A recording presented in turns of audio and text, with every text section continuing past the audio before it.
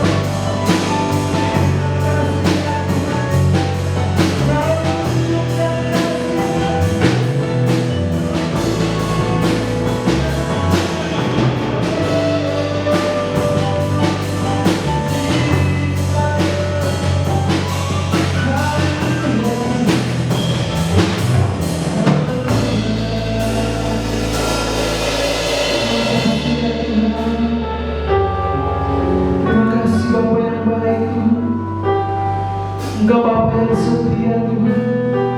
Engkau Bapa yang tidak pernah meninggalkan kami ya Tuhan. Dan tak henti-hentinya kami bersyukur di hadapan Engkau ya Tuhan.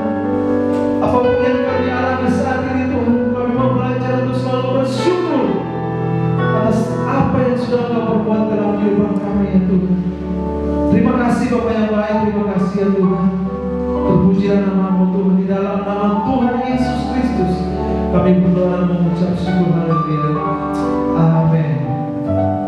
Puji nama Tuhan. Bapak Ibu Saudara yang dikasihi dalam Tuhan Yesus Kristus, kita akan mulai dengan puji-pujian bagi Tuhan. Kita mau meninggikan Raja dari segala Raja, Yesus Kristus Tuhan kita, sebab Dia yang sudah memberikan kita kemenangan dalam menghadapi setiap persoalan kita, dalam menghadapi setiap masalah kita. Kita percaya bahwa bersama Tuhan ada jalan keluar dan ada kemenangan di dalam setiap apa yang kita hadapi.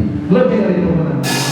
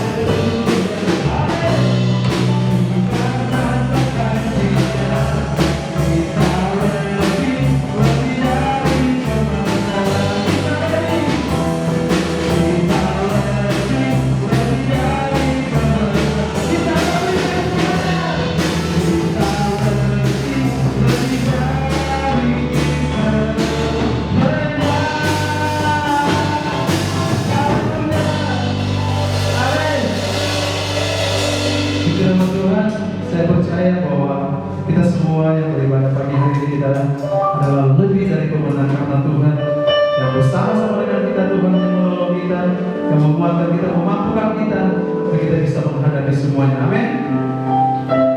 Kita mempersiapkan hati dan pikiran kita untuk mendengarkan kebenaran firman Tuhan. Haleluya Tuhan. Kami percaya Tuhan bahwa Engkau Allah yang tidak pernah meninggalkan kami ya Tuhan. Tapi Engkau berjanji bahwa Tuhan, Engkau yang selalu bersama-sama dengan kami, menjadikan kami lebih dari pemenang ya. Terima kasih ya Tuhan.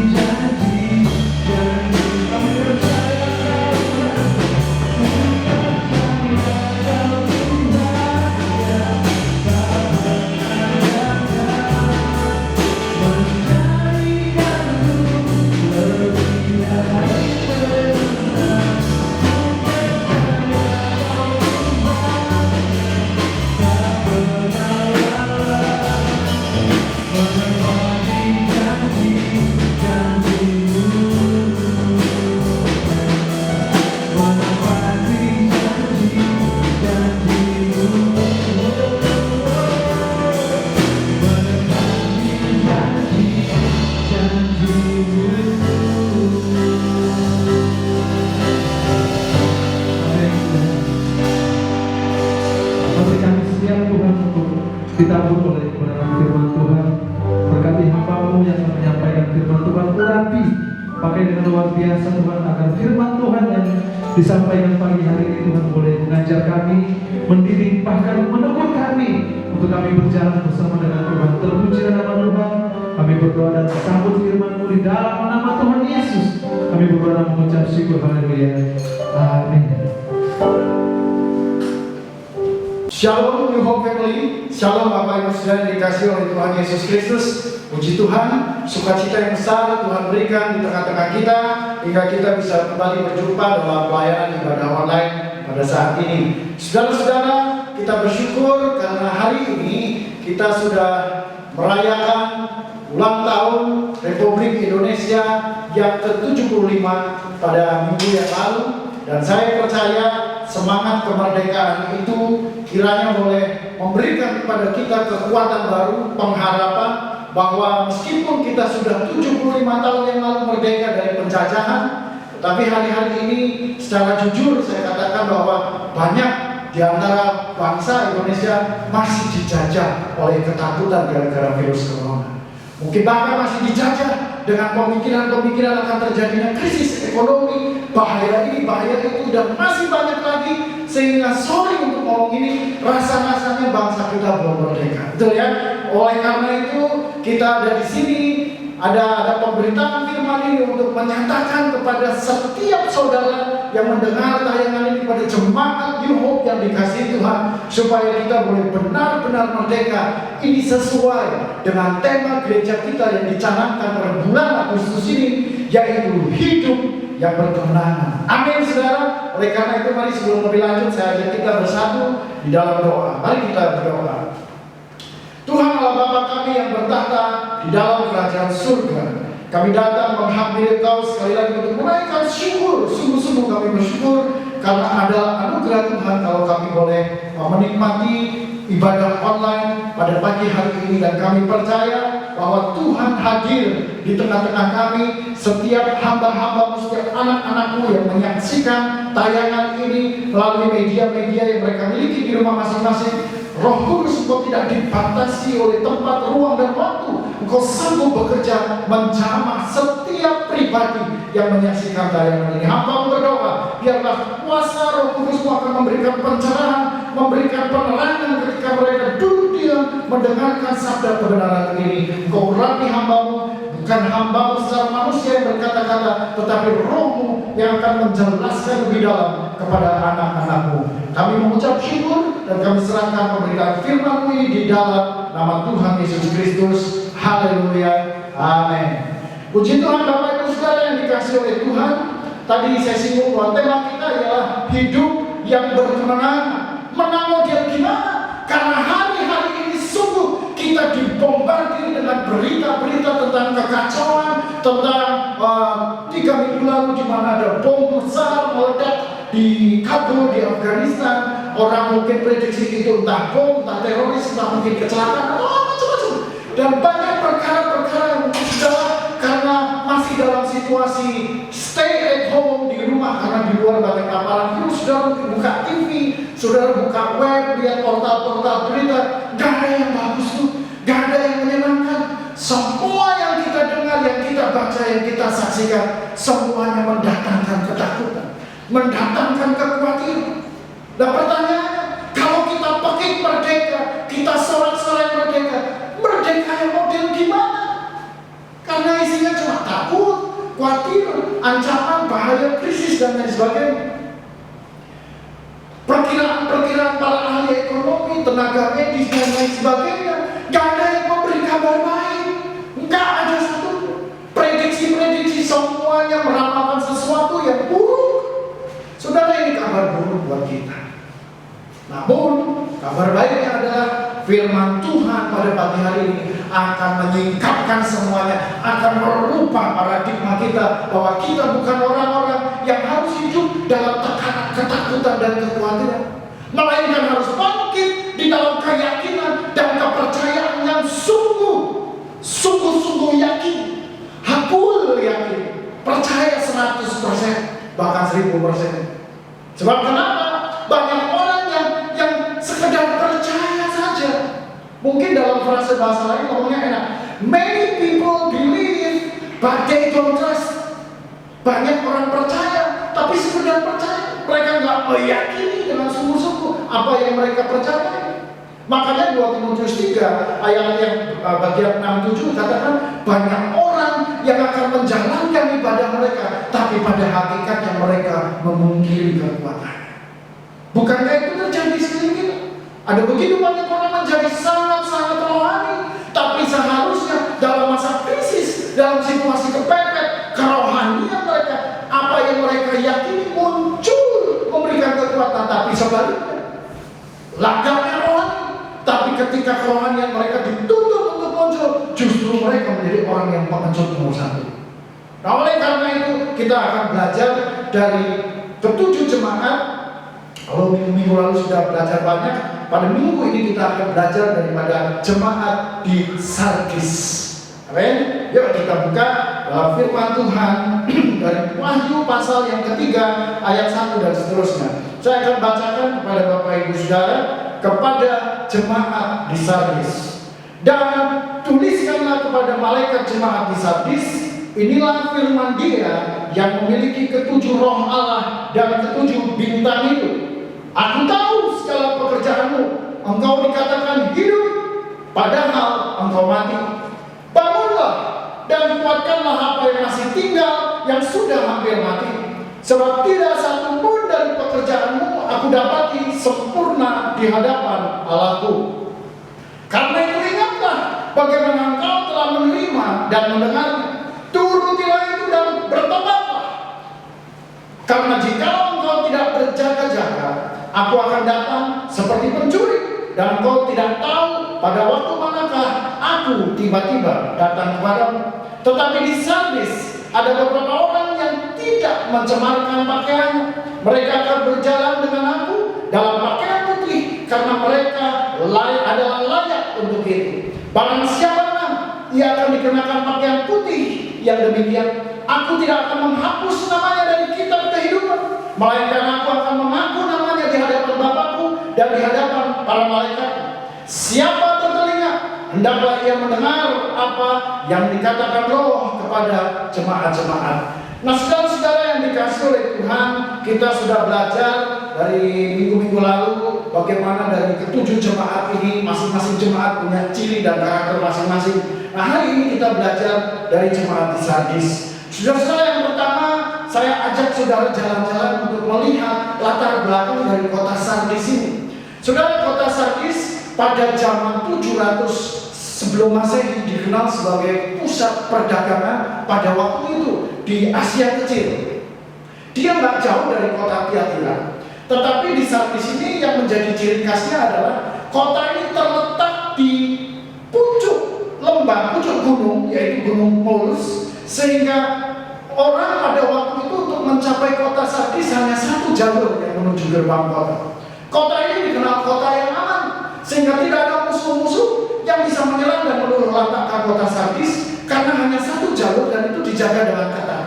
Dan sisi-sisi yang lain adalah tebing-tebing yang sangat curam. Jadi kota ini seperti jadi menara pengawas. Di pucuk-pucuk tebing yang tinggi, disitulah terbentang satu lahan yang luas yang adalah kota Sardis. Kota ini dikenal kota yang aman dan mereka tidak takut akan serangan musuh, sebab setiap musuh yang datang akan kelihatan dengan jelas dari jalur yang mendaki menuju kota mereka. Dan hebatnya lagi, kota Sardis adalah kota yang sangat kaya, karena di kota ini terkenal dua usaha yang besar, yaitu pengguntingan bulu domba. Dan di sungai ini, di kota ini ada satu sungai yang namanya Sungai Patulus, yang mengalir dan membawa butiran-butiran pasir emas, sehingga kota Sardis memproduksi koin-koin emas pada zamannya. Saudara bayangkan bagaimana sebuah kota memiliki penghasilan emas yang terbesar pada waktu itu, sehingga kota ini kaya-kaya, masyarakatnya hidup makmur dan terjamin. Raja pada waktu itu yang memerintah namanya Raja Croesus. Nah, Croesus dalam puncak kejayaannya, dia merasa bahwa dialah raja paling hebat, paling besar di dunia. Sehingga pada akhirnya entah iseng entah apa, Raja Croesus mencanangkan untuk dia mulai melakukan sebuah ekspansi. Dia mengajak seluruh pasukannya menyerang kerajaan yang kuat pada waktu itu. Nah, zaman itu kerajaan yang kuat disebut sebagai kerajaan Persia. Pada waktu kerajaan Persia diserang, rupa-rupanya Raja Kreosus dan pasukan dari Sardis ini gagal mengalahkan, sehingga mereka menarik mundur pasukannya kembali ke kota Sardis. Nah, karena sekali lagi Raja Kreosus adalah raja yang cukup angkuh dan sombong karena kehebatan kota mereka. Raja ini akhirnya kembali ke kota dan ngomong begini, udah nggak usah repot-repot, nggak usah dijaga dengan pasukan khusus, seperti biasa aja standar. Toh pasukan Persia yang mengikuti mereka, mengepung kota mereka, tidak mampu untuk menyerang dan meruntuhkan kota Sardis karena letak geografisnya yang sangat menguntungkan buat kota Sardis. Singkat cerita, ada satu prajurit yang entah kehilangan apa, dia turun pakai jalan rahasia. Nah, ketika dilihat oleh salah satu tentara Persia diikuti, maka bocorlah jalan rahasia menuju kota Sardis. Seluruh pasukan Persia masuk ke dalamnya dan kota Sardis diluluh-lantakkan pada waktu itu. Dan kesombongan Raja Kreosus dan kota ini diluluh-lantakkan. Nah, sekarang kenapa saya harus paparkan latar belakang? Karena kita akan lihat masalah yang terjadi di dalam jemaat di Sardis di latar belakangi dari apa yang terjadi di sejarah kota Sardis ini. Saudara-saudara, kemerdekaan kita, negara Indonesia mencapai tahun yang ke-75. Tapi tahukah saudara bahwa problem terbesar dari masyarakat di Indonesia bukanlah sumber daya, karena seluruh negara bahkan rindu untuk menjajah, memiliki, menguasai sumber-sumber daya alam potensinya luar biasa, betul ya? Tetapi yang jadi masalah adalah apa? Mental dan karakter bangsa yang rusak, yang bobrok. Gara-gara apa? Kita lihat sejarah. Bangsa kita dijajah oleh kolonial Belanda selama 3,5 abad atau 350 tahun. Saudara bayangkan, selama 350 tahun masyarakat nenek moyang kita hidup dalam tekanan. Mereka ditekan pada waktu mereka harus menghadapi kesalahan. Maka tanpa mengurangi rasa hormat saya terhadap masyarakat kita, ada satu budaya dari masyarakat di bangsa Indonesia bahwa ketika mereka bersalah, mereka cenderung tidak mau mengaku bersalah. Kurang gentle, kurang gagah gitu ya, atau apa? Kok kalau mau ngomong kawan kayaknya enggak enak.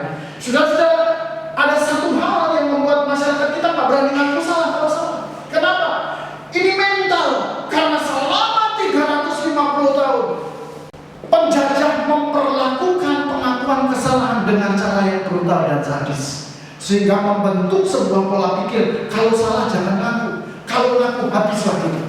Nah, sayangnya saudara, semuanya ini menjadi, kalau kita boleh bilang, untuk keturunan, turun-temurun karakter dasar bangsa kita, sehingga kemudian apa? Ditekan nggak bisa, memberontak, nggak mau taat aturan. Nah, salah satu buktinya, saudara-saudara, hari-hari ini di Asia Tenggara, tingkat penyebaran paparan virus corona di Asia Tenggara, Indonesia sudah paling tinggi. Bahkan hampir mendekati, dikatakan WHO, Indonesia jadi epicentrum corona di Asia Tenggara. Sudah ini mengkhawatirkan. Makanya tadi di depan saya paparkan, takut kalau Indonesia diberlakukan PSBB global lagi. Karena memang penyebarannya nggak bisa dihindari. Tahu penyebabnya kenapa? Balik lagi, mentalitas bangsa kita yang nggak bisa diatur. Betul ya? Saya akui itu. Kalau saudara pergi ke pusat-pusat keramaian, mungkin hanya 50% yang pakai masker atau alat pelindung diri. Yang lainnya cuek bebek. Ini problem. Kenapa? Karena ada latar belakang budaya yang nggak mau dirubah. Nah, oleh karena itu sama seperti jemaat di Sardis, yuk kita lihat. Saudara-saudara, dari pesan Tuhan buat jemaat di Sardis ada beberapa hal yang saya mau lihat di sini, saya bagikan kepada saudara. Ada dua hal yang menjadi sorotan saya. Yang pertama bicara tentang ayat yang pertama. Ayat yang pertama bagian 2 mengatakan, aku tahu segala pekerjaanmu. Saudara, Tuhan berkata, aku tahu segala pekerjaanmu. Nah, mengenai aku tahu, saudara, ini menjadi pergumulan kita hari-hari ini. Hari-hari ini kita merasa, aduh, dagangan susah, jualan sepi, bengkel nggak rame, toko sepi, yang macam-macam lah, keluh, nggak habis. Kita harus bertanya, tahu nggak siapa yang terjadi? Tuhan ada di mana sih?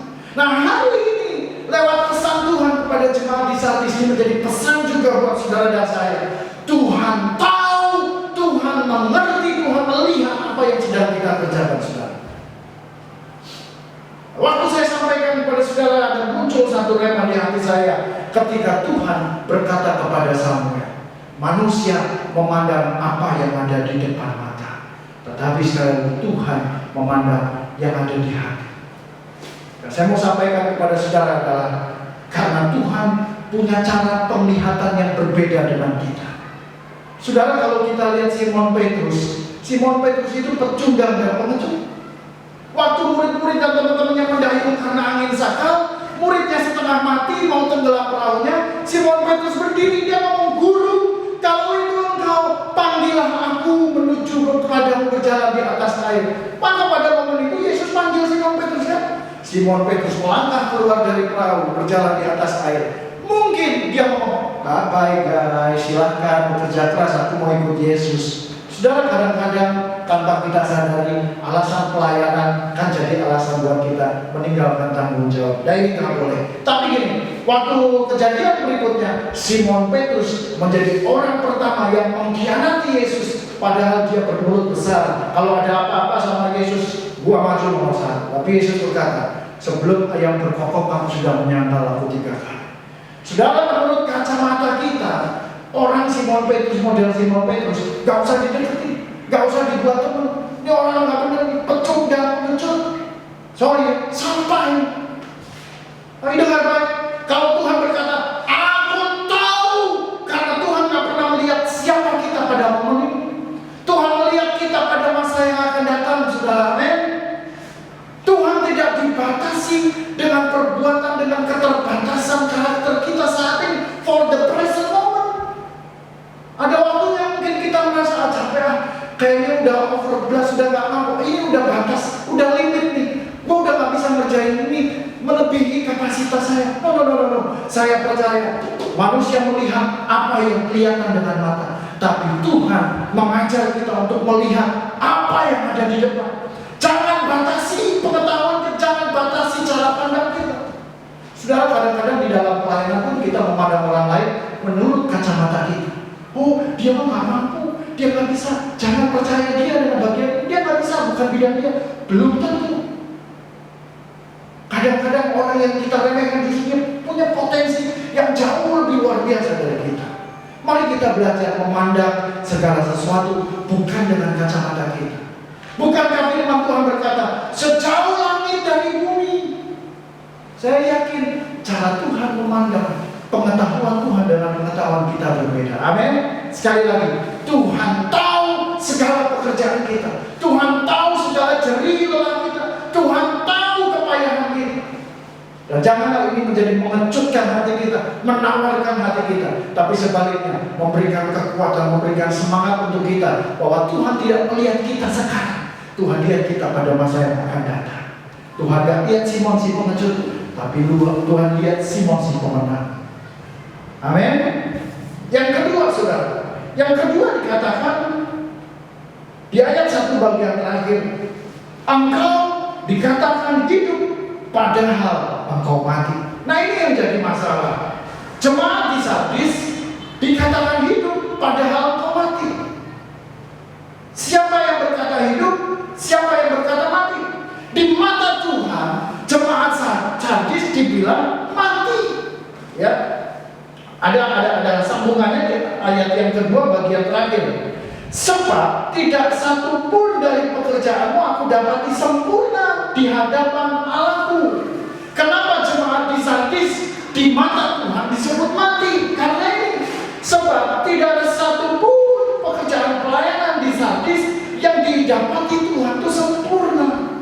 Mereka kerja setengah-setengah. Tapi pertanyaan ini, kalau jemaat di Sardis ini jemaat yang kaya, secara level ekonomi mereka berada di level atas, seharusnya setiap proyek pelayanan mereka dananya gampang. Yes, memang gampang, tapi ada masalah di dalamnya. Sehingga menurut mereka, menurut kacamata manusia, pelayanan aktivitas jemaat di kota Sardis masih hidup, tapi di mata Tuhan dilihat mati. Tadi poin yang pertama saya paparkan, cara Tuhan memandang sangat berbeda dengan cara manusia memandang. Setuju ya saudara? Kenapa? Saya percaya kenapa dibilang gak sempurna, karena mereka kehilangan esensi yang utama dalam pelayanan. Mungkin mirip-mirip dengan jemaat di Efesus. Ya, kalau jemaat Efesus kan Tuhan bilang, aku mencela engkau karena engkau kehilangan esensinya, yaitu kasih yang mula-mula. Saya yakin pekerjaan misi, pekerjaan pelayanan yang lain, diakoni atau apapun departemennya di kota Sardis sebenarnya masih berjalan dengan baik. Hidup, makanya masyarakat manusia memandang di Sardis ini engkau hidup padahal kau mati. Aktivitasnya masih jalan, tetapi di mata Tuhan disebut mati. Kenapa? Karena mereka melakukan tanpa didasari kasih. Kasih adalah esensi dasar dari kehidupan pelayanan kita kepada Tuhan. 1 Korintus 13 dijelaskan di sana, engkau bisa membagi-bagikan nyawamu, menyerahkan nyawamu untuk dibakar sekalipun. Tetapi kalau engkau tidak memiliki kasih, semuanya itu adalah sia-sia. Saudara-saudara, pelayanan boleh jalan, tetapi pelayanan di satu gereja tanpa didasari kasih kepada Tuhan, semuanya sia-sia. Jangan sampai gereja terjebak menjadi satu kehidupan pelayanan seperti jemaat di Sardis. Oh, masih ada kaum muda, masih ada kaum wanita, masih ada pelayanan, semua departemen masih jalan, tetapi hanya menjadi rutinitas belaka tanpa didasari kasih yang sejati, kasih yang murni kepada Tuhan. Nah, saudara, yang nggak boleh terjadi. Kenapa terjadi? Sorry untuk ngomong, bukankah gereja Tuhan hari-hari ini alami situasi seperti jemaat di Sardis? Tanpa bermaksud menjatuhkan beberapa gereja tertentu, tapi saya tahu ada banyak gereja-gereja khususnya di kota ini yang luar biasa, saudara. Ya, satu gereja tahu-tahu saja bisa rubah brand, ya. Gerejanya tadi gereja kecap, kayak kecap, gereja ABC. Tahu-tahu besoknya jadi gereja Indofood gitu ya. Mendadak. Dasarnya apa? Kasih. Dasarnya uang.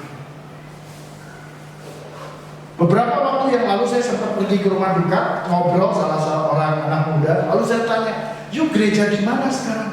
Oh, dia panggil saya Bung. Oh, sudah nggak gereja lagi Bung di situ. Kenapa? Gereja saya tutup. Saya tanya, lu kok bisa gereja di situ? Iya, jadi di gereja saya sebenarnya sudah dipatok 1 bulan kolektor harus 11 juta. Kalau nggak nyampe 11 juta, ditutup. Loh, saudara bayangkan, gereja sudah jadi industri. Gak berbeda dengan jemaat di Sardis. Pelayanannya jalan, praise and worship-nya keren, musiknya suaranya empuk, sound systemnya mantep, pemusiknya kontrak dari pemusik-pemusik di luar, profesional dibayar, nyanyinya perfect, gak ada satu celah dan noda pun. Kayaknya kalau udah dengerin praise and worship itu kayak udah di artis-artis keren gitu ya. Tapi saudara, apakah itu yang Tuhan cari? Sorry, Tuhan gak cari itu. Tapi Tuhan cari gereja Tuhan, orang-orang yang memiliki cinta yang murni kepada Tuhan. Sekali lagi, dari semua pekerjaan pelayanan yang bisa dilakukan, intinya adalah cinta kasih kepada Tuhan. Sebab semua tanpa kasih sia-sia. Saya percaya jemaat Sardis mengalami situasi yang sama. Mereka sibuk dengan semua pekerjaan pelayanan yang ada. Mungkin jemaat melihat gereja kita masih berfungsi kok Pak, gereja kita masih jalan, masih ada komsel, masih ada ini, semua masih ada jalan pelayanan. Tapi pertanyaannya, apakah ada pekerjaan Tuhan di sana? Apakah ada karunia-karunia roh di sana? Apakah ada hati-hati yang dijamah dan bertobat kepada Yesus? Sebab saudara, tanpa itu semua sia-sia. Esensi dasar adalah kasih. Saudara, kalau bikin roti, tepung, minyak, telur, dan lain sebagainya, ada satu bahan yang penting yang namanya essence. Karena adonan itu diaduk, dicampur jadi satu.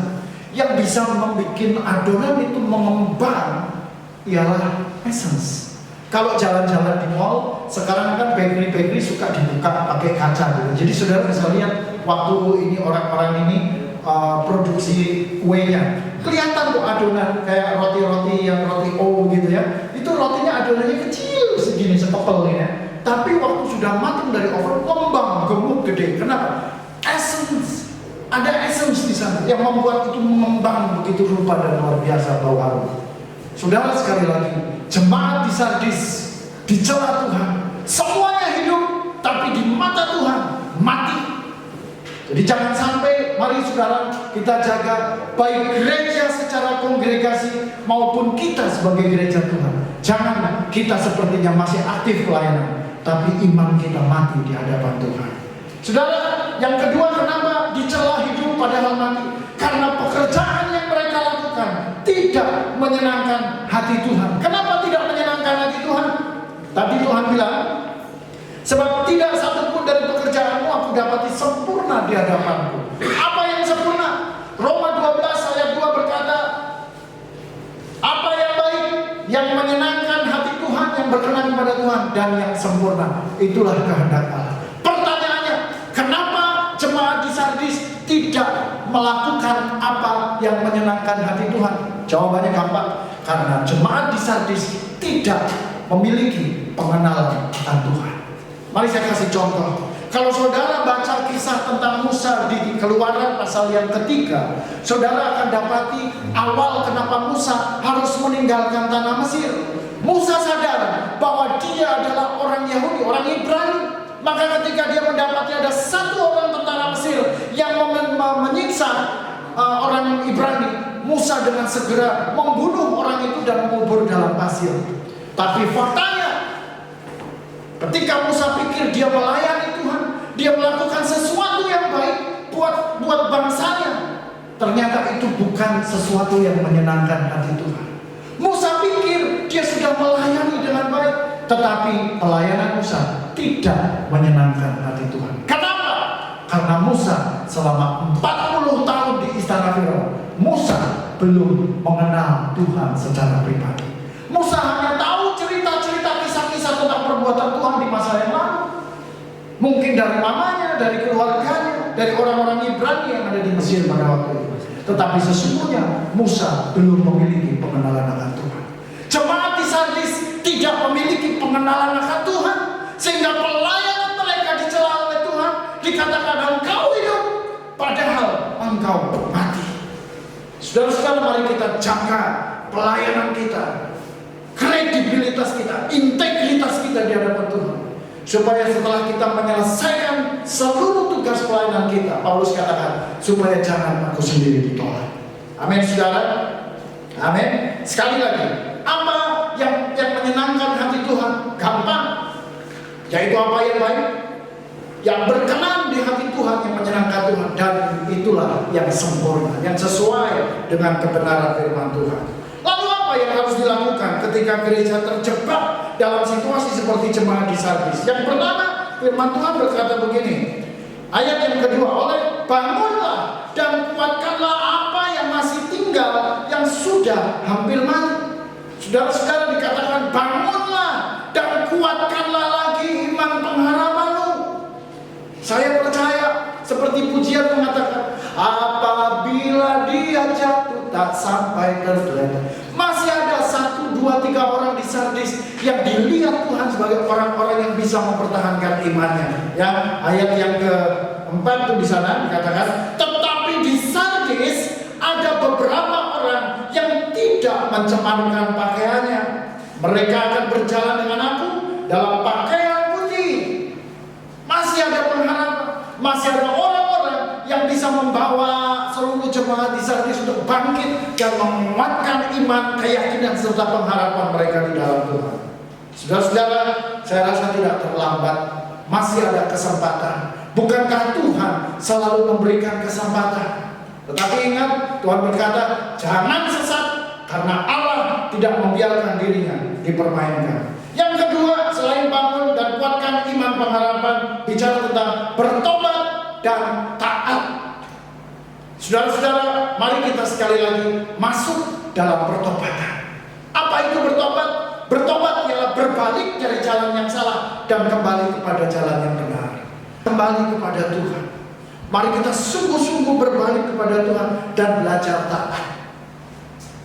Yesaya 59 ayat 1 dan 2 berkata, sesungguhnya telinga Tuhan bukan kurang lebar mendengar doa kita, tangan Tuhan bukan kurang panjang untuk menolong kita, tapi yang jadi penghalang ialah segala dosa-dosa dan pelanggaran kita. Dosa bukan bicara tentang hanya sekedar pelanggaran moral, mencuri, membunuh, berzina, selingkuh, korupsi dan lain sebagainya. Tapi dosa ialah segala bentuk ketidaktaatan kepada Tuhan. Waktu saudara baca firman Tuhan, saudara tahu apa yang harus saudara taati. Dengan kata lain, waktu saudara gagal mentaati peraturan yang sudah ditetapkan, saudara hidup dalam dosa.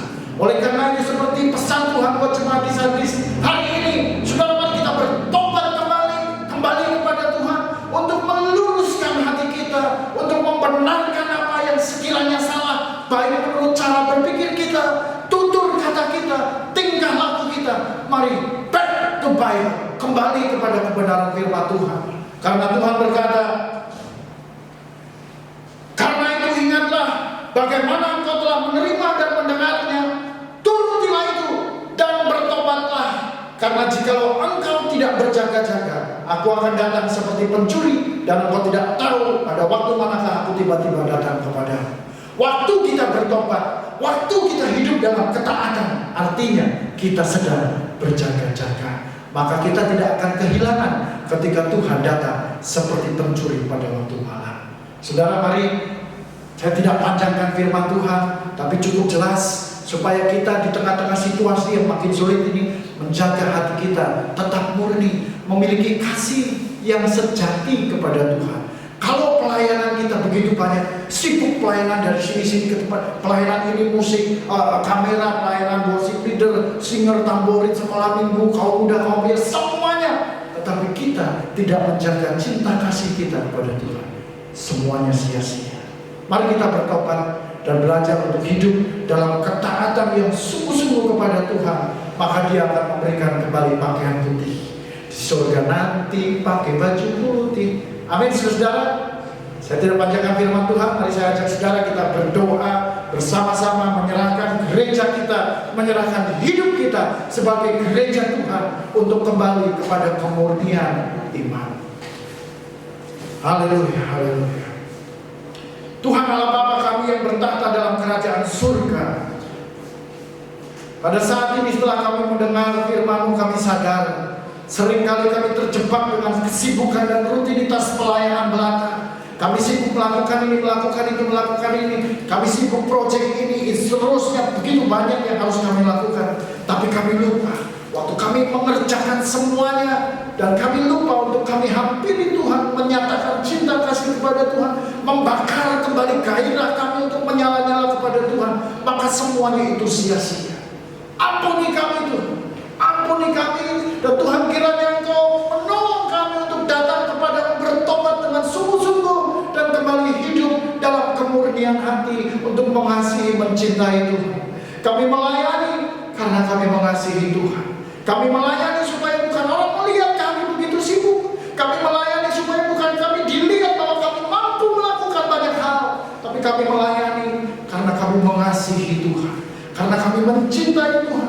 Maka kami mengabdi kepada Tuhan. Tolong kami Tuhan, Engkau yang kembalikan hati kami untuk murni. Kami sibuk melayani pekerjaan Tuhan sekali lagi, karena cinta kami yang besar kepada Tuhan dimulai dari Tuhan yang telah terlebih dahulu memberikan cinta yang besar kepada kami. Berkati jemaat Tuhan dalam situasi apapun yang mereka hadapi, kesulitan, tantangan. Kami percaya waktu mereka kembali kepada Tuhan, bertobat dengan sungguh-sungguh dan belajar untuk hidup taat akan perintah-perintah Tuhan, maka cinta kasih Tuhan akan kembali dinyalakan dalam hidup mereka.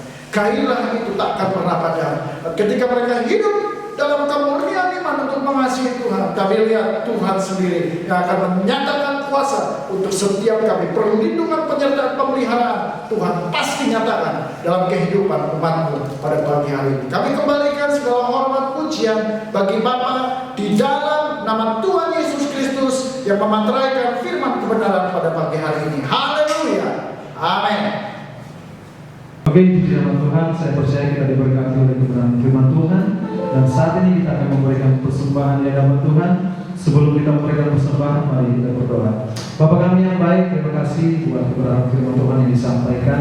Biarlah Tuhan Kudus senantiasa terus mengajar kami untuk kami bisa mengerti dan memahami isi Tuhan dalam kehidupan kami. Dan saat ini kami akan memberikan persembahan. Tuhan berkati persembahan kami agar dapat berguna Tuhan untuk pekerjaan Tuhan di gereja kami GSD Kosambi Baru. Tuhan terpujilah nama Tuhan, berkati setiap jemaat Tuhan yang dapat berada di dalam nama Yesus Kristus. Kami berdoa dan mengucap syukur, haleluya. Amin. Ku terima janji Allah.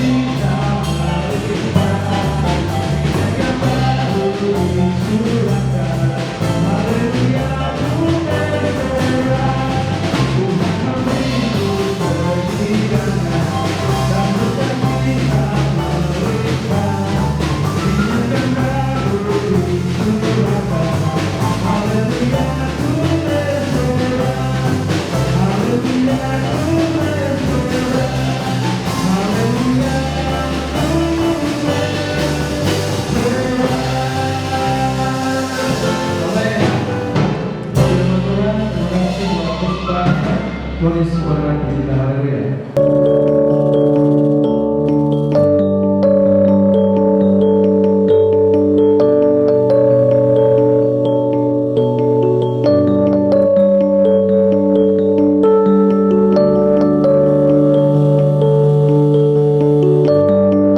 Puji nama Tuhan, kita akan segera mengakhiri ibadah kita pagi hari ini. Mari kita berdoa. Bapa kami yang baik, kami bersyukur Tuhan buat kebaikan Tuhan dan hati-hatinya kami nikmati dalam kehidupan kami Tuhan. Kami bersyukur kalau kami juga bisa beribadah Tuhan di hari Minggu ini, semuanya karena kebaikan Tuhan. Kami berdoa buat seluruh sidang jemaat Tuhan dimanapun mereka berada Tuhan, apapun yang menjadi pergumulan mereka Tuhan, apapun yang menjadi persoalan mereka Tuhan, kami berdoa biarlah kuasa Tuhan menjamah hati mereka Tuhan. Kuasa Tuhan bekerja dalam pribadi mereka masing-masing saat ini dimanapun mereka berada. Tuhan berkati mereka yang ada di rumah Tuhan, ataupun mereka yang ada di jalan, dan dimanapun mereka berada Tuhan senantiasa menjaga, melindungi, memberkati mereka Tuhan di dalam nama Tuhan Yesus. Dan kami juga hamba-hamba yang sudah melayani Tuhan, berkati kami semua Tuhan, dan biarlah Tuhan kami tetap setia semangat untuk melayani Tuhan sampai Kau datang menjemput kami ya Tuhan. Terima kasih Bapa yang baik, segala pujian, hormat, kemuliaan Tuhan kami kembalikan hanya kepada Tuhan. Dan kami berdoa juga Tuhan buat bangsa Indonesia, Engkau terus memberkati bangsa kami ini Tuhan, agar supaya bangsa Indonesia boleh dibebaskan Tuhan dari segala sakit penyakit yang mengacaukan bangsa Indonesia ini Tuhan. Dalam nama Yesus kami berdoa Tuhan, setiap orang-orang Tuhan yang sakit, biarlah Tuhan jamah mereka, agar supaya mereka disembuhkan, mereka boleh mengalami kuasa Tuhan, mereka boleh mengalami mujizat Tuhan dalam kehidupan mereka Tuhan. Terpujilah nama Tuhan. Terima kasih Bapa yang baik, terima kasih ya Tuhan. Terpujilah nama Tuhan. Kita akan mengangkat kedua tangan kita dan kita akan menerima berkat dari hamba-Nya. Mari Bapak Ibu Ibu Saudara yang dikasihi oleh Tuhan, angkatlah kedua tanganmu. Tuhan memberkati dan melindungi engkau. Tuhan menyinari engkau dengan wajah-Nya dan memberi kasih karunia. Tuhan menghadapkan wajah-Nya kepadamu dan memberikan damai sejahtera. Sekiranya engkau memperhatikan dan mempedulikan perintahku, kata Tuhan, maka sukacitamu akan seperti sungai yang tidak pernah berhenti mengalir. Bahkan damai sejahtera akan seperti gelombang-gelombang laut yang tidak pernah berhenti di dalam kehidupanmu. Apapun yang dijumpai oleh kedua tanganmu, kerjakanlah itu dengan segenap hati, maka Tuhan akan membuat itu menjadi berhasil. Bahkan setiap tempat yang dipijak oleh kedua kakimu akan dikuduskan, dijauhkan dari segala paparan virus-virus mematikan, bahkan akan diberikan kepadamu, kata firman Tuhan, jikalau engkau tetap hidup menurut kebenaran firman Tuhan. Sekarang terimalah berkat daripada Allah Bapa, kasih sayang dari Tuhan Yesus Kristus, serta damai sejahtera dari Allah Roh Kudus yang menyertai kita mulai saat ini sampai Maranatha. Dia datang di awan-awan menjemput kita sekalian dalam pesta perjamuan kawin anak domba. Mari semua orang percaya katakan sama-sama, amin.